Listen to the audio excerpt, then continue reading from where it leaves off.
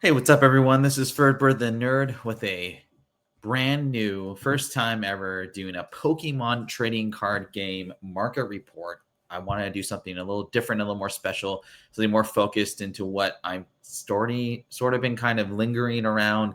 I've been doing a lot of One Piece stuff, even Magic the Gathering. I know you guys have been seeing some of the polls on my Final Fantasy packs that I've had in the past, but if I get enough people to view this video, I will give away one of these packs, depending on how many views we get. Now, if it's 500, I'll definitely give away one pack. If it's 1,000, we may be talking about a trainer box. We'll see. But I do appreciate everyone's support.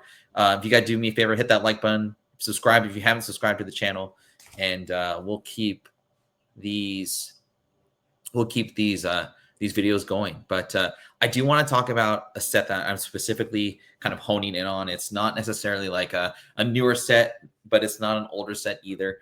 It's the team up set. Extremely expensive, extremely hard to get and high grade, but I think a great investment, regardless if it's like the secret rares. The holos don't do very well, but I would say that they're all really good cards to invest in, whether it's near mint, raw. I really like them. I think it kind of hits a pretty fun collectability part, and the values are fairly high. However, it makes sense of what the values are. So let's get into it. All right, first off, we have Pikachu and Zekrom GX, the number 33, one out of 181. So not the secret rare, but I think the best value of all the team up cards, I would say. I don't know as far as like the graded like possibility of sending a raw and getting a PSA 10, but I'm going to start sending these to BGS or tag. I'm not going PSA. And I know a lot of people watching the video are like, why would you not send it to PSA? It's just my thing. I don't dig PSA that much. And I don't think the differences you'll see in the future slides, there's not a huge difference compared to some of these cards. But $59.99 for near mint raw card. When you are bidding on these cards, make sure to get, pretty good pictures of the back of these cards, the front. Not everyone's going to be a perfect 10, but I mean, they're still valuing these cards regardless. 150 for a PSA 10. I think that's a pretty fair value for this team up card. 152 for a 9.5 CGC. I won't be sending these to CGC. I don't really like the way they look, but it might be not a bad idea to get this in a 9.0 in CGC or a 10 and flip it over to Beckett and hope for that black 10.0. This is definitely the card to get as far as value is concerned. Latios and Latios GX, the number 170 out of 181. I don't know about this card, though. It freaks me out. It makes me feel, it looks like alien face hugger to me, but maybe it's just the way that the card is done. I know people do dig the heart kind of design on this. $2K for a raw sale on this, but this is where it gets really tricky. The PSA 10s go for 11K, but a 10K perfect Beckett black went for 10 grand. So $1,000 less.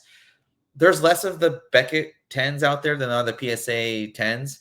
Now, if you want to talk about supply and demand, the supply is insane on all of these PSA 10s, but the demand is there. So, I mean, if your demand's 2-to-1, it's still going to be looking. And this car, I would say, doesn't sell all the time, but there are definitely a lot of listings for it. So the market is fairly liquid. It's just there's not a lot of people with 10 grand to spend on a Pokemon card from like the mid 2000s. Next up, this is my favorite card of the whole set, Gengar and Mimikyu, 165 out of 181. I just think it's so creepy with Gengar. And poor little Mimikyu is like, what the heck am I doing here? Raw prices range from about $500 to $800 for this card. A PSA 10 sold for $5K. Oddly enough, a BGS 10, not a black one, but a BGS 10 sold for $3,500. So if you're in the like, hey, I'm going to get a BGS 10 and either resubmit it to black or maybe send over a PSA for extra $1,500, that might be your play. I'm not mad at that. I would personally just buy the BGS 10 and keep it in the slab in the $3,500. That's just me, but this is my favorite card of the whole set.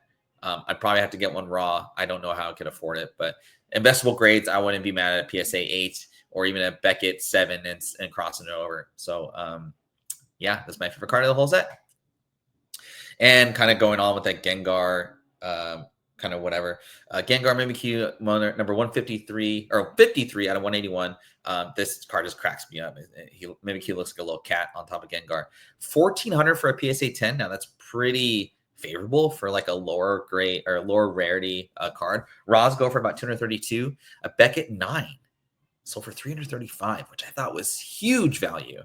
The Beckett crossovers, man. I mean, I may even buy some Beckett 9s and cross them over to tag. Who knows? But PSA is obviously the way to go. The market likes it. I personally don't.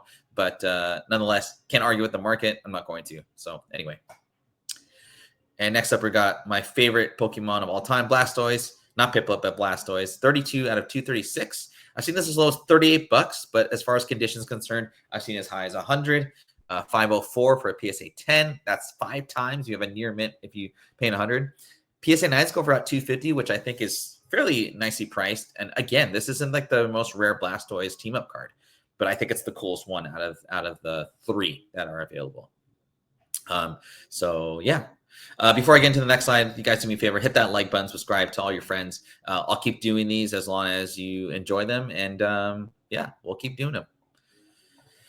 Blastoise and Piplup GX number 215 out of 236, $300 for a near mint raw. A CGC 10 sold for 800, which I thought was a really good deal for a CGC 10 and you know, one of the marquee Pokemon characters. 1,000 for a PSA 10. I think that's really undervalued. Maybe it's just because this card doesn't look as great as the previous ones, but PSA 10, $1,000, probably your best value or second best value, I would say. But the best value of the more rare cards in this set for sure.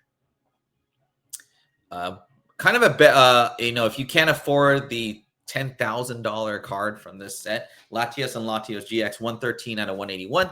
Raws go for about $70, which I think is a pretty good value.